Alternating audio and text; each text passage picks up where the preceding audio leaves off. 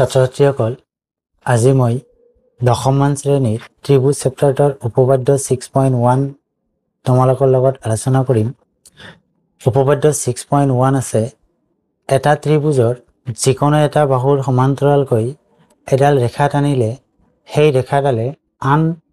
দুটা বাহুক যি দুটা বিন্দুত ছেদ কৰিব সেই বিন্দু দুটাই সেই বাহু দুটাক একে অনুপাতত বিভক্ত কৰে বুলি প্ৰমাণ কৰিব লাগে। এইখিনি আছিল কোশ্চেন। এতিয়া তোমালোকে পুনে পুনে সমাধানখিনিলৈ লক্ষ্য কৰা আৰু এই সমাধানটো কৰিবলৈ হ'লে আমাক কি কৰিব লাগিব, এটা ত্ৰিভুজ ল'ব লাগিব। তেনেহ'লে ইয়াত লক্ষ্য কৰা প্ৰথমে এ বি চি এটা কি কৰা হৈছে, ত্ৰিভুজ লোৱা হৈছে। এই এ বি চি ত্ৰিভুজৰ এই বি চি বাহুৰ সমান্তৰালকৈ কি কৰা হৈছে, এই ডি ই ৰেখাডাল টনা হৈছে। যেতিয়া এই বি চি বাহুৰ সমান্তৰালকৈ ডি ই ৰেখাডাল টনা হৈছে তেতিয়া A B C ত্ৰিভুজৰ A B বাহুক কি কৰিল, ডি বিন্দুত আৰু এ চি বাহুক কি কৰিল, এই বিন্দুত ছেদ কৰিছে বা কাটিছে। তেনেহ'লে কি কৰা হৈছে, এ বি চি এটা ত্ৰিভুজ লোৱা হৈছে। এই A B C ত্ৰিভুজৰ B C বাহুৰ সমান্তৰালকৈ ডি ই ৰেখাডাল টনাত এ বি কি কৰিল, ডি বিন্দুত আৰু এ চি কি কৰিল, এই বিন্দুত ছেদ কৰিল। এইখিনি কথা আমি কি কৰিম, বৰ্ণনা বা বিশেষ সূত্ৰত লিখিম। তোমালোকে লক্ষ্য কৰা যে ধৰা হ'ল এ বি চি এটা ত্ৰিভুজ, ইয়াৰ বি চি বাহুৰ সমান্তৰালকৈ টনা ডি ই ৰেখাডালে এ বি আৰু এ চি বাহু ক্ৰমে ডি আৰু ই বিন্দুত কি কৰিল, কাটিছে বা ছেদ কৰিছে। এইবাৰ আমাৰ প্ৰমাণ কৰিব লাগে কি, যে প্ৰমাণ কৰিব লাগে A D by D B equal to A E by E C. এইখিনি কথা প্ৰমাণ কৰিব লাগে যে A D by D B equal to A E by E C. এই প্ৰমাণটো কৰিবলৈ হ'লে এক্সট্ৰা কিছুমান কাম কৰিব লাগিব আৰু যিখিনি কাম নকৰিলে আমাৰ প্ৰমাণটো মানে সম্পূৰ্ণকৈ কৰিব নোৱাৰিম। আৰু সেইখিনি কথা আমি ক'ত লিখিম তোমালোকে জানা, যে সেইখিনি কথা আমি লিখিম অংকনত। এইবাৰ অংকনখিনি লক্ষ্য কৰা যে অংকন বি ই আৰু চি ডি সংযোগ কৰা হ'ল। এই বি ই আৰু কি কৰা হৈছে, চি ডি সংযোগ কৰা হৈছে। লগতে কি কৰা হৈছে, ডি এম লম্ব এ চি আৰু ই এন লম্ব এ বি টনা হ'ল। যে ডি এম লম্ব এ চি আৰু ই এন লম্ব কি কৰা হৈছে, এ বি টনা হৈছে। মানে এইখিনি কাম আমি প্ৰমাণ কৰাৰ আগত কি কৰিম, ষ্টেপ বাই ষ্টেপ কৰিম। তাৰপিছত আমি কি কৰিম, প্ৰমাণ লৈ আগবাঢ়িম। এতিয়া তোমালোকে লক্ষ্য কৰা প্ৰমাণখিনি কেনেকৈ কৰিব পাৰিম সেইখিনি লৈ লক্ষ্য কৰা। একেবাৰে সহজ নিয়মত আমি কি কৰিম, প্ৰমাণখিনি কৰাৰ কাৰণে চেষ্টা কৰিম। তেনেহ'লে প্ৰথম প্ৰমাণ। এইবাৰ প্ৰমাণখিনি কৰাৰ আগতে তোমালোকে ইয়াত চিত্ৰৰ পৰা এটা কথা মানে কেইটামান কথা মনত ৰাখিব লাগিব, যাতে প্ৰমাণখিনি সহজতে তোমালোকে মনত ৰাখিব পাৰা। যিহেতু আমাক প্ৰমাণ কৰিবলৈ দিছিলে যে এ ডি বাই কিমান আছিলে, D B equal to A E by A C. এইখিনি কথা আমাক প্ৰমাণ কৰিবলৈ দিছে বা প্ৰমাণ আমি এইখিনি কৰিম। তেনেহ'লে এইখিনি প্ৰমাণ আমি কেনেকৈ কৰিম, তোমালোকে ইয়াত লক্ষ্য কৰিবা যে ইয়াত এ বি আৰু এ চি কি আছে, দুটা বাহু আছে। এই এ বি আৰু এ চি বাহুৰ কি আছে, এই দুটা বাহু আছে। তেনেহ'লে প্ৰথম আমি মনত ৰাখিম যে এই এ বি বাহুৰ ওপৰত কি কৰিম, আমি দুটা ত্ৰিভুজৰ কালি বাহিৰ কৰিম। তাৰপিছত এ চি বাহুৰ ওপৰত থকা দুটা ত্ৰিভুজৰ কালি বাহিৰ কৰিম। তেনেহ'লে এ বি বাহুৰ ওপৰত থকা দুটা ত্ৰিভুজৰ কালি কোন দুটা বাহিৰ কৰিম, যে সেই দুটা হ'ল এ ডি ই। প্ৰথম এ ডি ই, এই ত্ৰিভুজৰ কালি বাহিৰ কৰিম। ছেকেণ্ড কি কৰিম, লক্ষ্য কৰা ত্ৰিভুজ বি ডি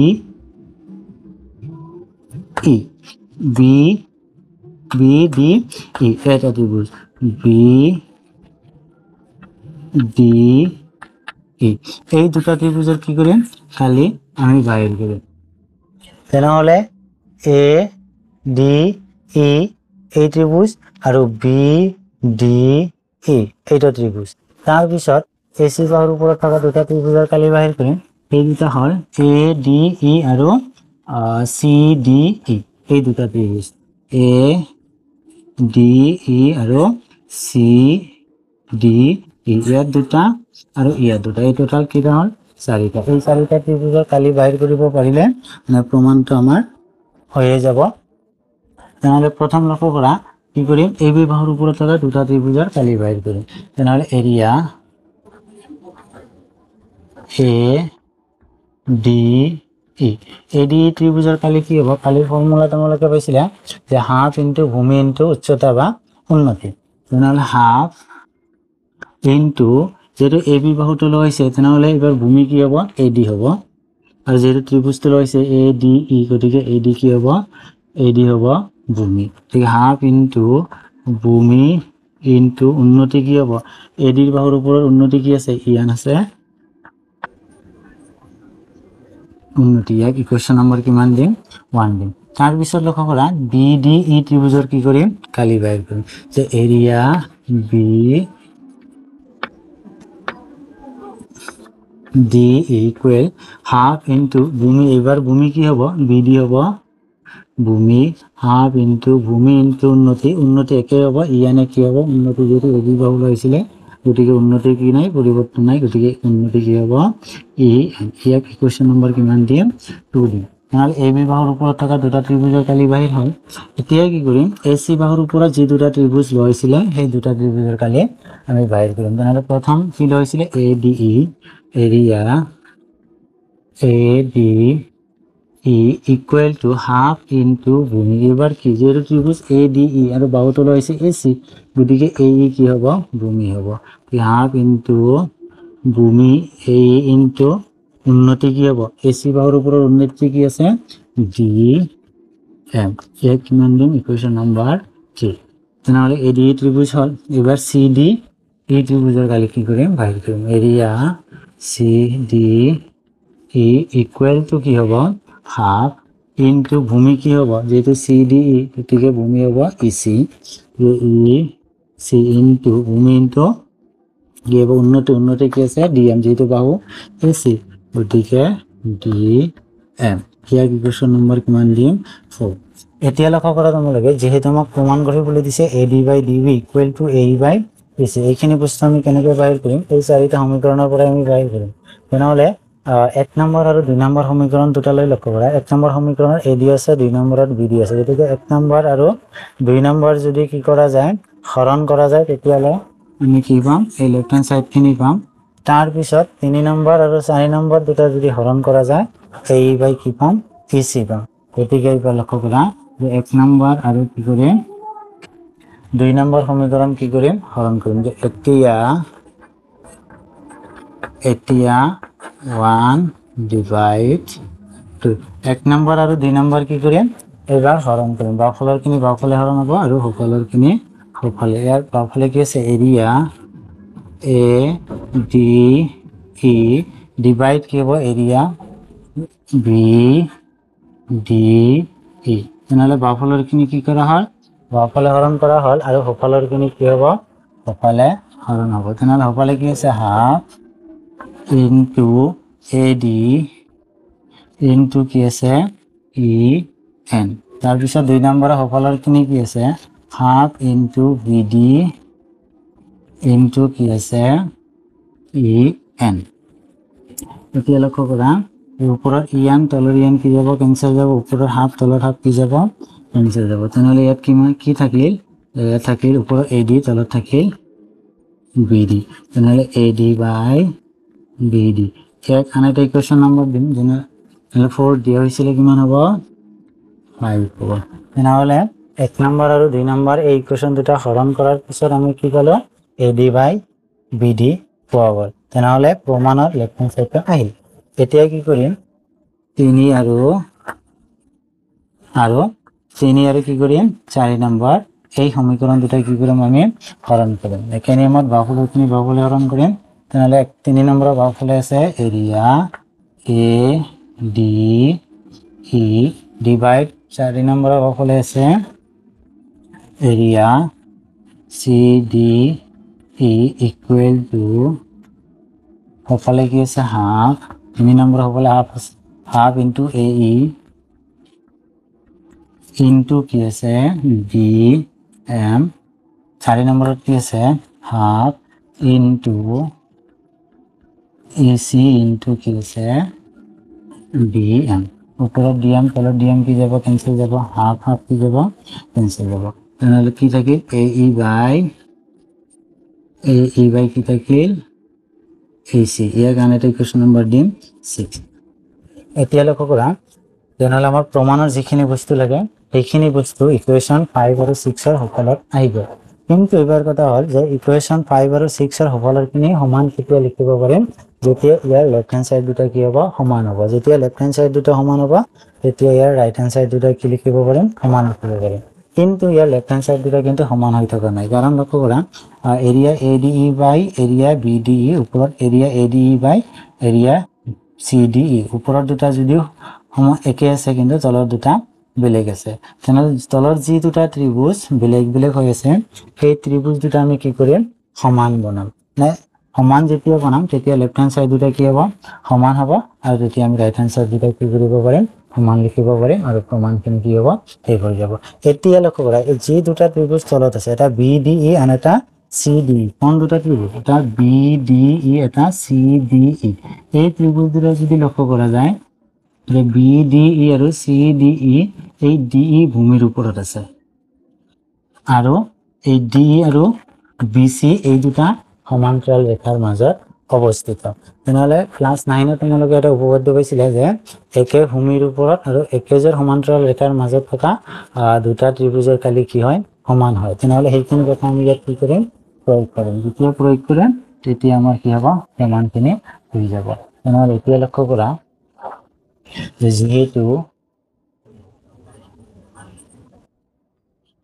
যেহেতু একে ভূমি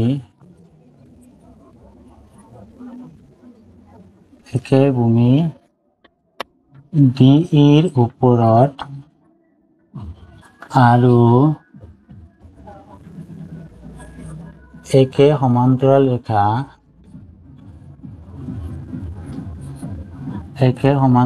ৰেখা DE আৰু BCৰ মাজত ত্ৰিভুজ BDE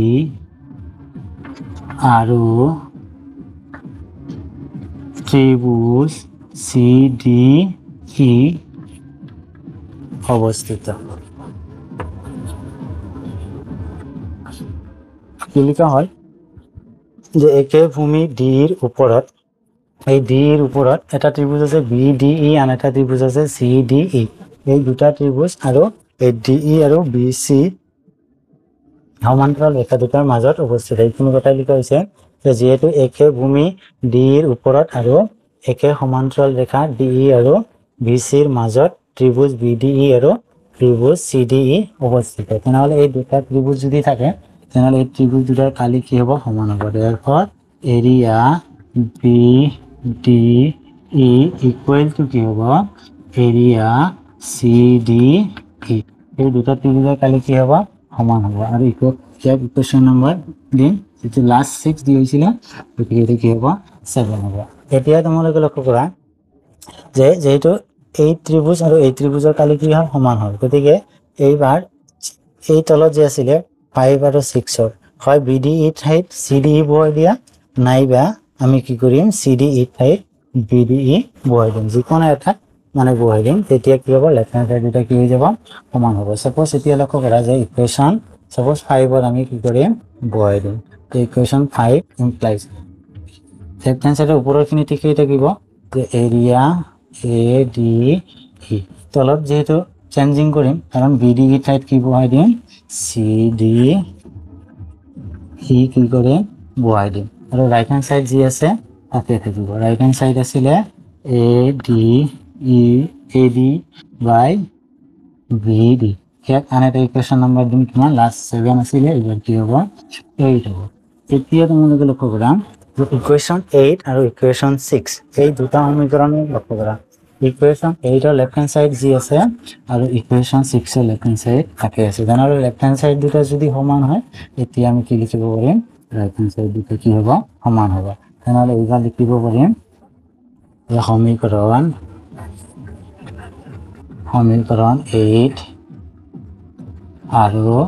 6 ৰ পৰা এতিয়া সমীকৰণ 8 আৰু 6 ৰ পৰা কি লিখা যায় AD by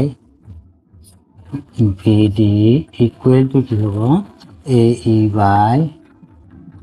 AC আমাক এইখিনি প্ৰমাণ কৰিবলৈ দিছিলে গতিকে আমি প্ৰমাণখিনি কৰিলো একেবাৰে সহজ নিয়মত কৰা হ'ল তোমালোকে যদি অলপ মনোযোগ দিয়া নিশ্চয় প্ৰমাণটো বুজিব পাৰিবা মৰমৰ ছাত্ৰ-ছাত্ৰীসকল আজিৰ ভিডিঅ'টো এইখিনিতে সমাপ্ত কৰিলোঁ আৰু যদি ভিডিঅ'বোৰ ভাল পোৱা নিজৰ বন্ধু-বান্ধৱীলৈ কি কৰি দিবা শ্বেয়াৰ কৰি দিবা আৰু ভিডিঅ'টো সাবস্ক্ৰাইব বা ফলো কৰিবলৈ নপাহৰিবা।